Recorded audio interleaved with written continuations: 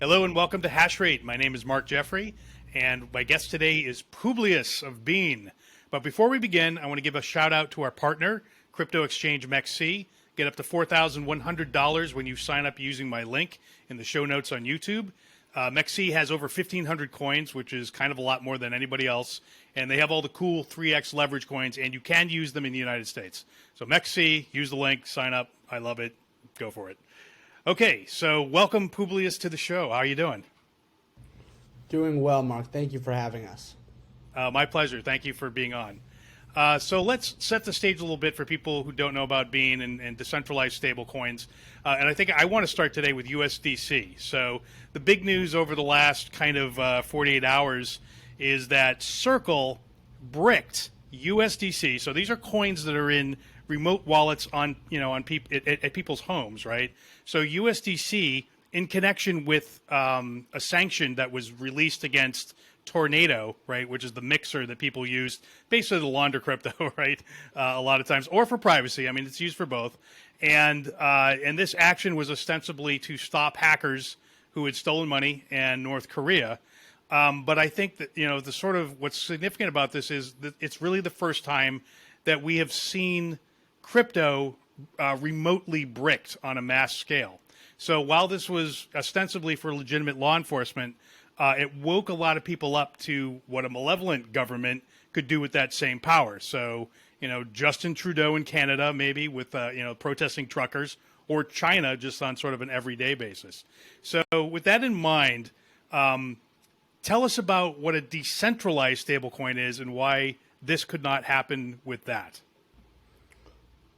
So there's a lot to be said about this, Mark. And to your point, in effect, Circle and Coinbase, the entities that operate USDC, effectively, I wouldn't even argue that they censored the ability of people to use USDC. They effectively took the USDC away from people, where in practice, the USDC in those wallets is now no longer viewed as legitimate. So people had currency that they thought was convertible for $1 worth of assets with Circle, and in effect, Circle decided, as a result of the actions of the U.S. government this week, to effectively dishonor that USDC.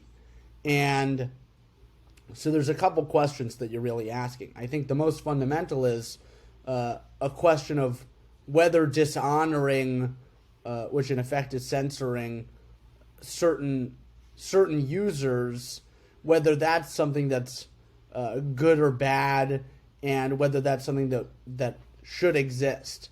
And one of the key principles of permissionless technology is that there shouldn't be any individual or entity or operator that can censor or dishonor certain participants' obligations, whether that's because they're a terrorist, whether that's because of the color of their skin, or how they identify, or who they choose to spend their time with, whatever the social reason may be, that the government any government may decide that certain people, entities are off limits. Right. So are you now, or have you ever been a communist? Oh, correct. Well, I guess your USDC is now bricked. Well, so, and we Publius, we were, until the exploit, we were totally anonymous, and so we in fact used Tornadocash as part of our on-chain anonymization process. So we were wondering, is the USDC in our wallet going to get blacklisted, because we've used Tornadocash before, and at the end of the day, we're just a user. We've never contributed to Tornadocash, but nonetheless, these are just these are tools that people should be able to use in general. And I think the thing that's most noteworthy about the actions from the government this week was that they weren't sanctioning an individual, a terrorist organization, a particular terrorist, or people that are using this technology. They were sanctioning the technology itself, and saying that this piece of software, or this implementation of this piece of software, is inherently illegal, or inherently something that the government doesn't accept. And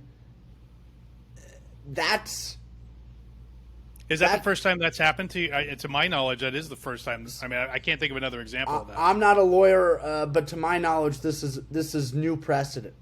And when you consider that code, or the operation of that code on chain, I mean, it's. I think that we're getting into the realm of constitutional issues of what is appropriate for the government.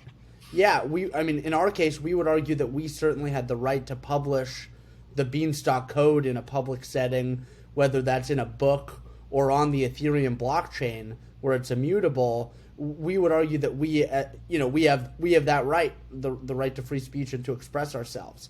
And yeah, I think in the 90s. So I just want to bring something up here. In the 90s, there was a big debate over whether encryption itself should be, can be censored or labeled. It was actually labeled a munition or a state secret. I can't remember which it was.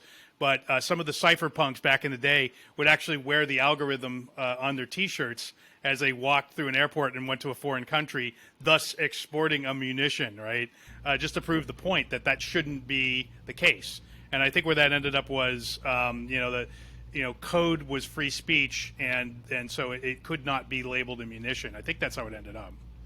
So, I believe you're correct in that, Mark. And so this is new territory, clearly, that the space is encountering. And we would just say Tornadocash was used to launder all of the money that was stolen from Beanstalk. So if there's any group of people that you think would be particularly sensitive about Tornadocash, might be you guys. Yeah, exactly right. But the reality is, this is a time to stand by as a decentralized community.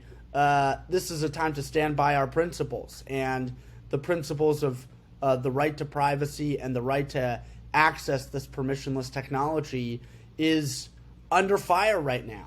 And from our perspective, and you asked, the other question you asked is, how can this not happen to Beans?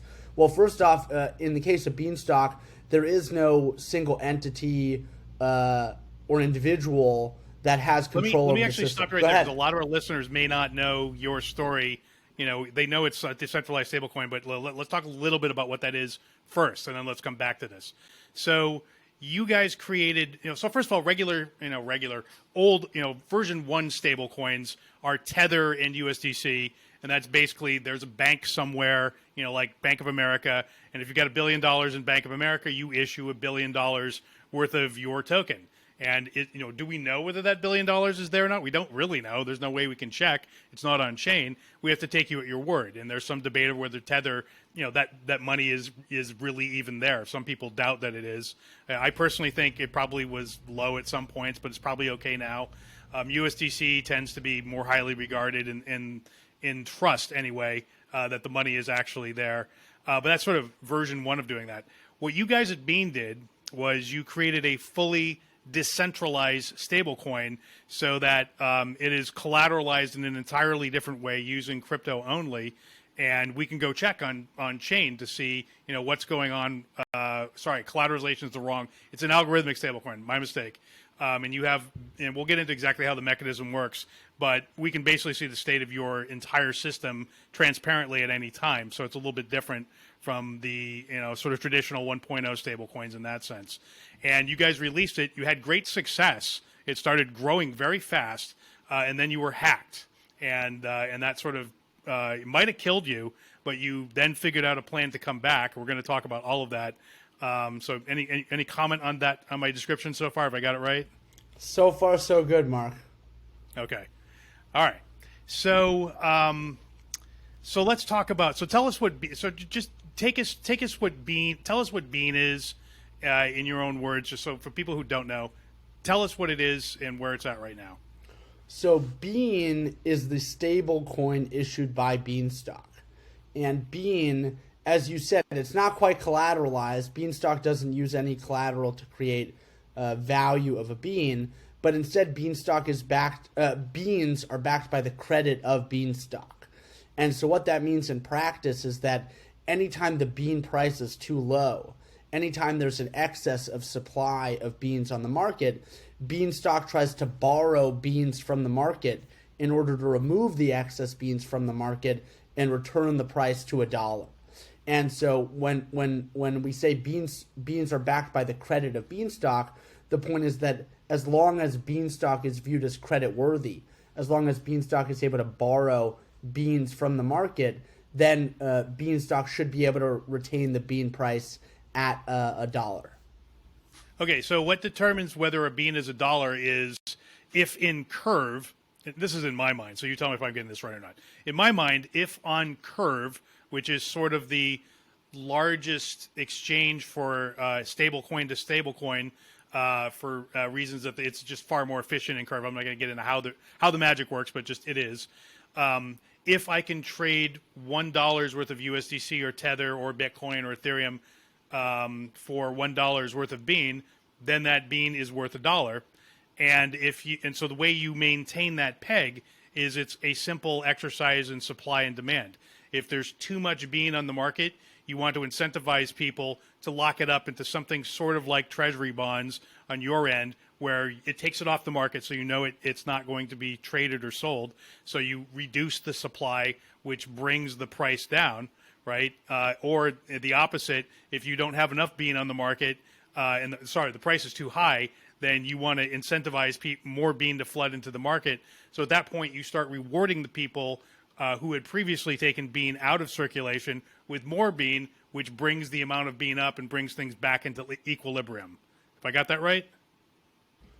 I think the only thing that I would correct is when you say the word you don't mean me, you mean Beanstalk. Yes, so I do. Beanstalk is an entirely autonomous protocol. The only thing that is not truly autonomous at this point in time is the decentralized governance mechanism. As a result of the exploit that happened in April, the protocol's moved temporarily away from totally on-chain governance and currently is run by a community-run multisig. But even that, we don't control. So you is probably the only thing that you said that was inaccurate. But in general, you're exactly right. When the bean price is too high, it's easy. Beanstalk can increase the bean supply arbitrarily, and increased supply at some point returns the bean price back down to $1. And on the flip side, Beanstalk tries to borrow beans when the price is too low.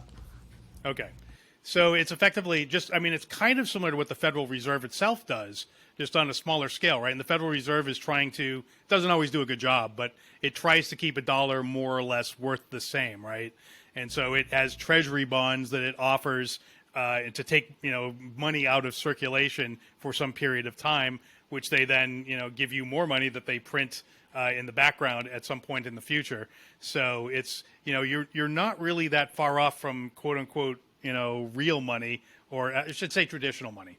So, but what you have built is sort of got a lot in common in my mind with Bitcoin itself. So it's kind of like the Bitcoin of stablecoins. It is a protocol which is completely independent, runs on its own, and nobody controls it and nobody can brick it. So there is no centralized authority which can take your bean away from you. Like with USDC, we've now seen your USDC can be taken away from you. I suspect Tether probably can be taken away from you also. Well, and let's play that through a little bit further, right? So you have a stablecoin like Frax that is largely collateralized by USDC and therefore has a lot of exposure to the potential censorship of USDC. Whereas in the case of Beanstalk, at the moment, the entirety of bean liquidity is against 3Curve, which is in part USDC and Tether and DAI, which is largely backed by USDC. But the concept is that Beanstalk can and will in the near future support a Bean ETH pool. And as long as USDC trades against ETH on any AMM on chain, Beanstalk can compare the Bean ETH pool compared to the USDC ETH pool and figure out the bean price from there. And so the concept is, as long as USDC continues to exist in any capacity trading on AMMs on chain, then Beanstalk can run without any direct exposure to the potential actions of censorship of the operators of USDC or Tether or what have you. So whereas if your protocol is collateralized directly by USDC, if your wallet becomes blacklisted, now you're absolutely screwed ski. So this is from every level of the Beanstalk mechanism. The goal is to make sure that it's entirely permissionless and censorship resistant, and that includes the Oracle, which is one of the major problems that needs to be solved around stablecoins. And it is just worth saying that the Beanstalk Oracle, to your comment about the current scale being smaller, probably is this model of comparing the USDC ETH pool compared to the Bean ETH pool is something that probably works at the scale of hundreds of millions or billions of dollars, but is unlikely to be sufficiently censorship resistant at the scale of trillions of dollars, let's call it. So over time, the expectation would be that a more sophisticated decentralized Oracle would be developed for the Bean US dollar ratio, let's call it. But this is something that can be done over time as Beanstalk scales. So at the moment, the current Oracle solution is censorship resistant and relatively scalable, but probably not the ultimate Oracle solution, if that makes sense. What is an Oracle for people who don't know? What does that do for people who don't know? So an Oracle is anything that delivers data to a smart contract, whether that's on-chain data or off-chain data. An Oracle is the source of some sort of data that then is processed by a smart contract. And how are you using it? Why is it important for yours to be independent? So in the case of Beanstalk, Beanstalk needs to understand what the bean price is, and more specifically, not just the price, but how many beans to mint or how many beans to borrow from the market. And so in order to do that in a permissionless way, Beanstalk needs to understand what is the price of a bean in dollars. But the problem is that there are no dollars on chain. There is no way to directly exchange beans for dollars on chain.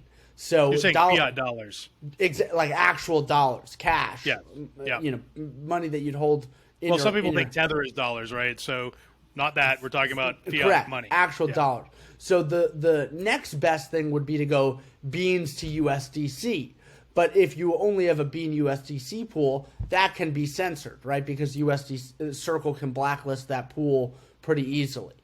So the concept is now you need to go one layer more removed and compare the Bean ETH pool, where Ethereum is totally permissionless, and the USDC ETH pool, which you can assume that Circle is not going to blacklist the USDC ETH pool, because that would basically be the nail in the coffin for their entire business model. They kill themselves. At that point, there is no USDC. If you can't use it in an AMM, you can't use it at all. So this is to some extent not a perfect solution, because they may have to kill themselves in order to comply with the regulators, but that's something that is unlikely to happen imminently. And as we said, a more sophisticated Beanstalk native Oracle is likely to be developed in the coming years. And in the meantime, the current options are probably sufficient given Beanstalk's current scale.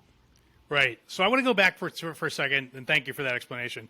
There are other. So we talked about first generation stablecoins. Sort of the second generation was DAI, DAI, and the collateralized stablecoins that are collateralized by other cryptocurrencies.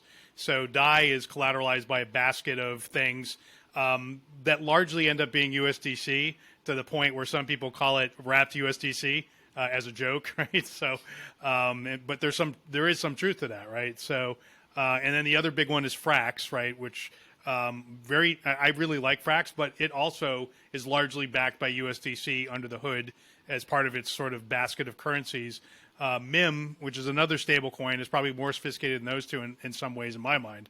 That's backed by 30 or so yield-bearing assets, also pretty sophisticated, but ultimately collateralized as well.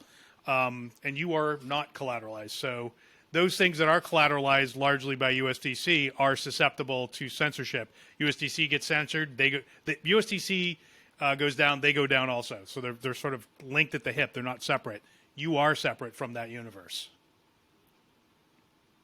At least as separate as possible at Right. the moment. And maybe to summarize the state of stablecoins up to Beanstalk, as you said, there's the first iteration, which is what we would call a non network native convertible stablecoin. So you have the stablecoin that is convertible to some other asset that is an off chain, and you need a custodian in order to facilitate that conversion. So that's your Circle, that's your Tether, that's your wrapped Bitcoin, where you have some convertibility to a non-network native asset. Then, as you were talking about, you have your DAI and your MIM. We would shout out Liquidity, which is sort of an ideal implementation of this sort of CDP stablecoin, which would be then a network native convertible stablecoin. So each of those coins still have convertibility to some other asset, but the assets that they're convertible to are on-chain. They're network native. And so the convertibility can be facilitated with a smart contract instead of a centralized custodian. So that was, to some extent, an upgrade, but the issue is that these protocols that use network native collateral run out of collateral pretty fast. And there's not a lot of decentralized network native collateral. It's really just Ethereum. And Liquidity only uses Ethereum accordingly, because there's no other good decentralized permissionless assets with endogenous value that you can use to then mint another derivative on top of. So that's a major limitation. And as you said, DAI, for example, has had to move to wrapping USDC in order to get around this lack of collateral. So these are fundamental issues that are related to collateral. And that's something that I think we've spoken about before, Mark, which is that the collateral requirements around previous stablecoin implementations is really the thing that has held back the growth of these stablecoins, their adoption, and in turn the larger adoption of DeFi technologies, because there's non-competitive carrying costs.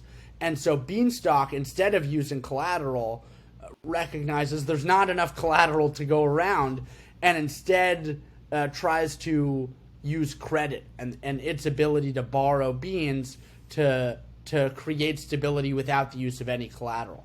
Now, there is still the requirement of there to be assets trading against beans, right? So it's not that there isn't any exogenous value in the system, but it's just that it's not serving the role as collateral. It's just serving the role as liquidity, which is fundamentally different. And Correct. So there's a question of scale. The bean supply can grow much more because of this lack of a collateral requirement. And in particular, go ahead. Yeah, I was just going to say, fiat currency has no collateral. It used to be collateralized by gold, and now it's not. So this is not like a wild and crazy idea. I mean, Bitcoin has no collateral either. So there are two great examples that clearly work to some degree that have no collateral whatsoever. So and things don't have to be collateralized, I guess is my point. Well, and we would argue that any currency doesn't have collateral by definition. So if it's going to be something with value, endogenous value, it cannot be from the collateral. Then it's a note, effectively. That's not going to be a currency with endogenous value. So you highlight Bitcoin. Gold would be another example. There's no collateral behind gold. Right. So if the goal is to create new value and to create new money, which Beanstalk is certainly trying to do, collateral does not serve that role. Then you're just wrapping the value of the collateral and creating some sort of derivative of that value, but you're not creating new value. And in the case of Beanstalk is trying to create new value. Yeah, and arguably, Terra and Luna tried to do this also, and they succeeded wildly for a long time. And it was only when they tried to collateralize it in addition to their, I guess you call it endogenous value. It was only when they crossed the blood-brain barrier from the pure faith from purely algorithmic to collateralized that they got into trouble. And there's some who argue that they'd still be around today if they hadn't tried to collateralize partially. So both Frax and Terra use relatively similar models, with the exception that Frax only uses that model partially and then has USDC backing the rest of it. But if you ignore the USDC collateral aspect of Frax, what Terra and Frax were and are doing was securing the value of the stablecoin that was issued by the protocol with the equity of the protocol. And so you can think of Luna as the equity of the Terra ecosystem, and you can think of FXS as the equity of the Frax ecosystem. And in both cases, there wasn't collateral. Now you have some USDC for Frax, but the rest of the value is backed by FXS, this equity. And what was discovered or demonstrated quite clearly in the collapse of Terra was that the value of equity in a project is highly correlated with the price of the token, and therefore is way too reflexive.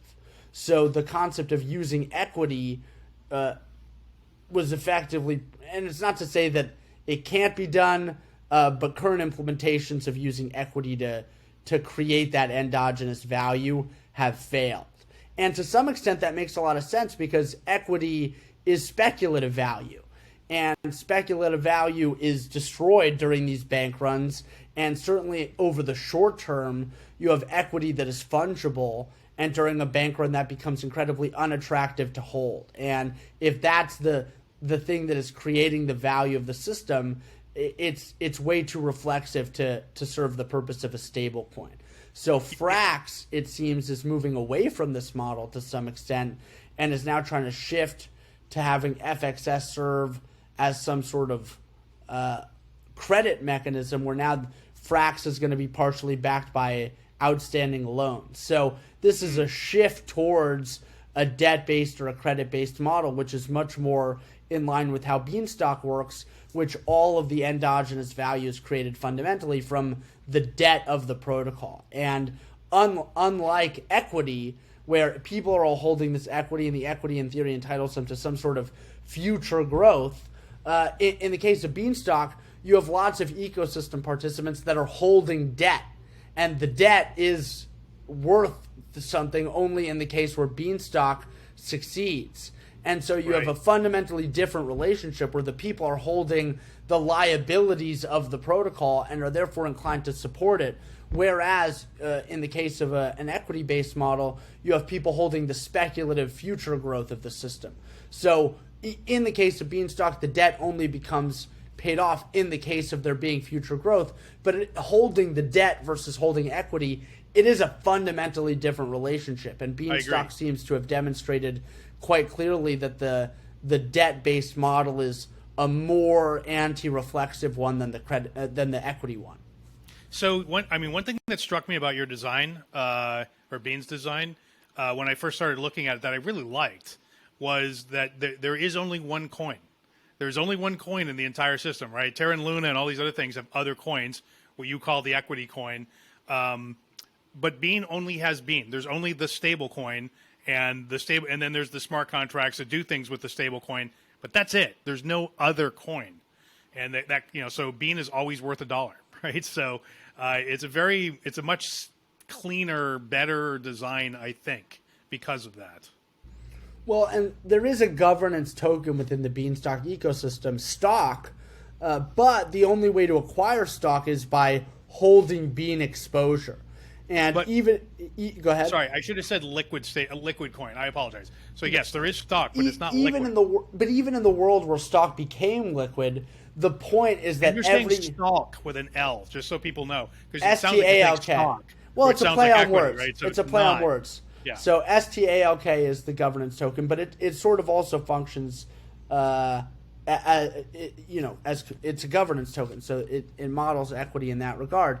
But the concept is that the only way, even if stock were liquid and people can sell their stock, in practice, the only way to create stock, or even another way to say it would be marginal demand for stock, translates directly in an efficient market to marginal demand for beans. So unlike a Terra system where speculative demand for Luna does not translate to demand for Terra at all, In the case of Beanstalk, speculative demand for stock would translate directly to demand for beans because of this direct relationship. So the liquidity isn't necessarily the defining feature. The goal would be at some point to make stock a liquid ERC20 token. I know you've said that before, and I don't know if I agree with you on that. I know you've probably thought about this problem a lot more than I have, but I feel it destroys kind of some of the magic. But maybe you can tell me why it doesn't. But I feel like if stock is liquid, now you're back to you got a Luna token at that point, right? Well, here's the thing. There's two separate things to be said. One is why it's inevitable, and then two, how to think about it as compared to a two-token system. The first is that, and Vitalik has written nicely about this, due to the nature of the open source technology that we're all working on, there's nothing that can prevent anyone from creating a smart contract that functions as a wrapper for deposits, where you send the depositable assets to the smart contract, it deposits it for you into Beanstalk and issues you liquid stock tokens that are then just a derivative. Right. So right. The starting point is that this can and therefore will at some point happen. And it's given that same thing. Given that it will happen, now the question becomes how to do it in the best way possible. So it's in a perfect world, maybe you'd only have one liquid token, but this is not a perfect world. So with that said, now let's talk about why the implementation of stock, and it was always conceived with the goal being that stock and seeds would become liquid. And a similar argument can be made for seeds. Seeds will likely become liquid at some point. Seeds wouldn't be fungible across all seeds. They'd be. Let me stop you because a lot of people don't know what seeds are. And actually, if you don't mind, I want to get, we're coming up on the half hour mark here. I actually want to get to the point where we're talking about the hack, and then you guys coming back to life, and then bring us up to speed on what's happening now. So tell us a little bit about the hack, and then how you rebooted and what's happening now. We're jumping all over here. I love this. So in April, Beanstalk was attacked via an on-chain governance exploit. And at the time, as you said earlier in the episode, it seemed like that was it, or that was probably it. How much did you lose? So the protocol had the protocol $77 or so million worth of non-Beanstalk native assets, so Ethereum and 3Curve and LUSD, stolen from it. And in practice, that meant that it was stolen from the depositors in the system. So $77 million or so was stolen from people. And Beanstalk has not had any venture backing, and certainly at the time it was, and continues to devastating. It's hugely devastating. I remember when it happened, and just for full disclosure, I had invested in the silo. So I bought some bean and I bought some liquidity, I think, and I put it in the silo.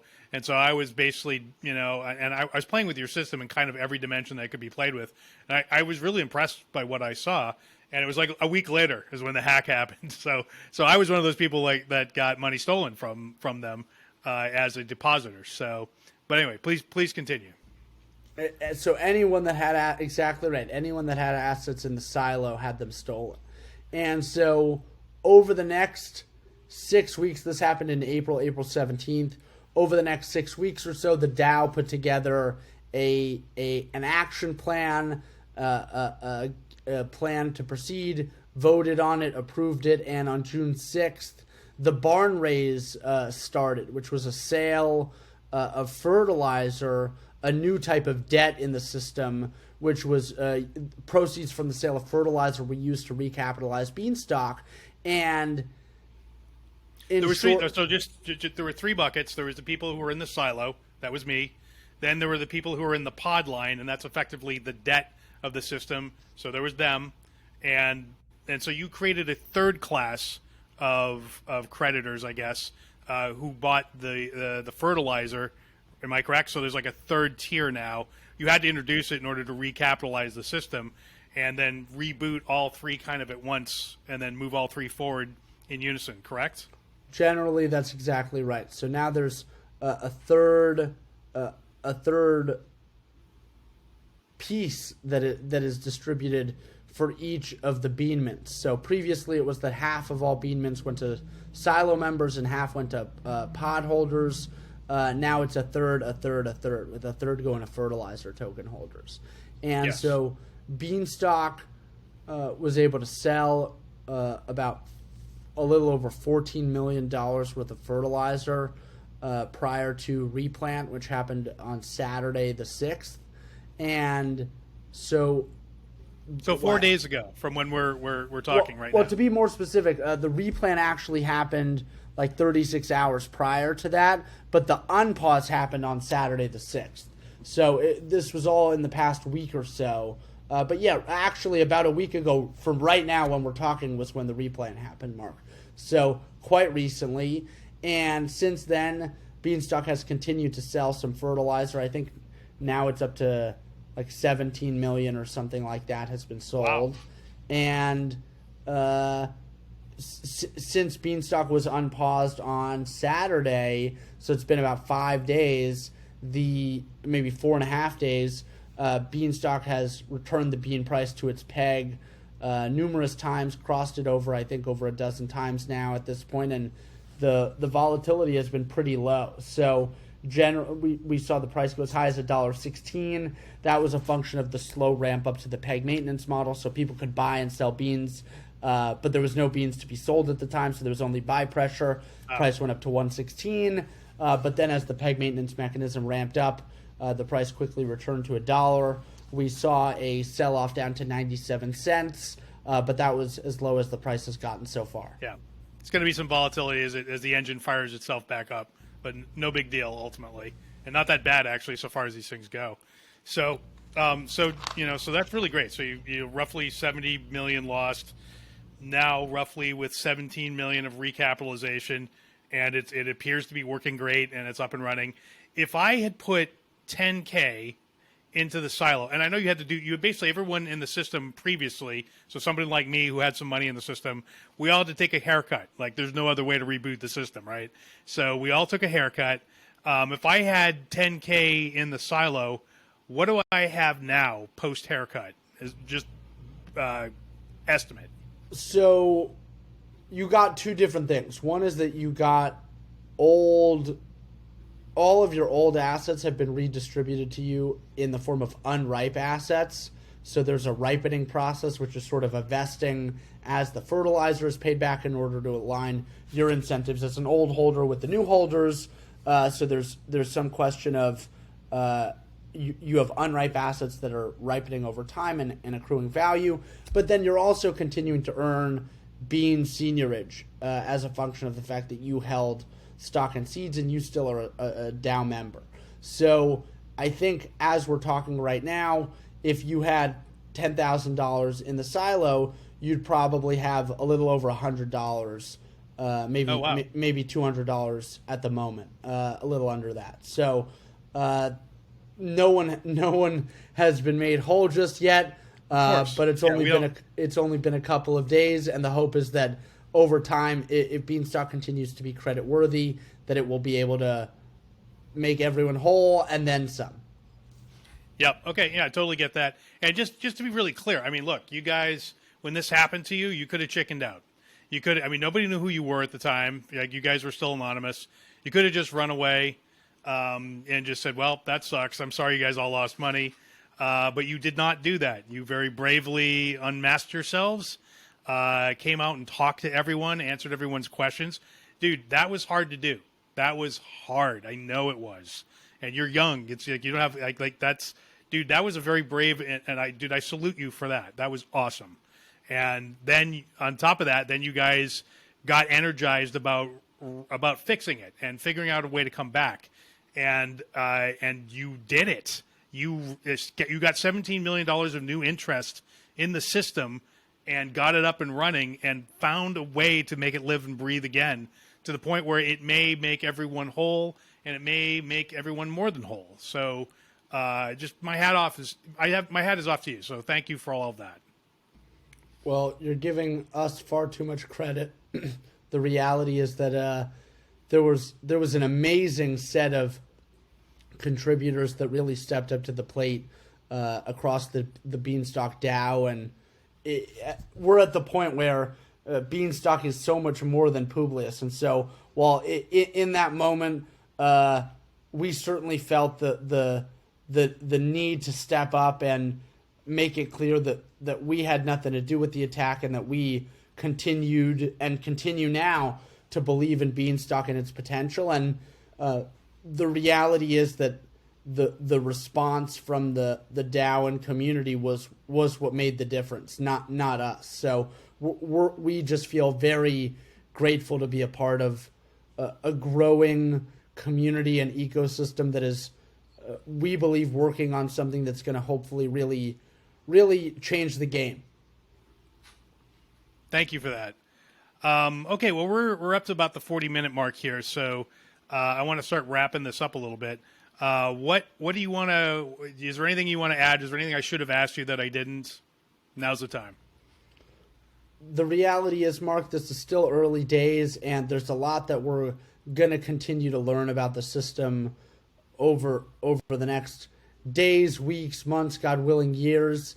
And to your point about, and the discussion that hopefully we'll finish at some point one day is on the stock front and stock becoming liquid. The fact that you and I can, and it's not even that we're actively disagreeing, but have this discussion and have this debate, which is happening all the time in the Discord and across the Beanstalk community.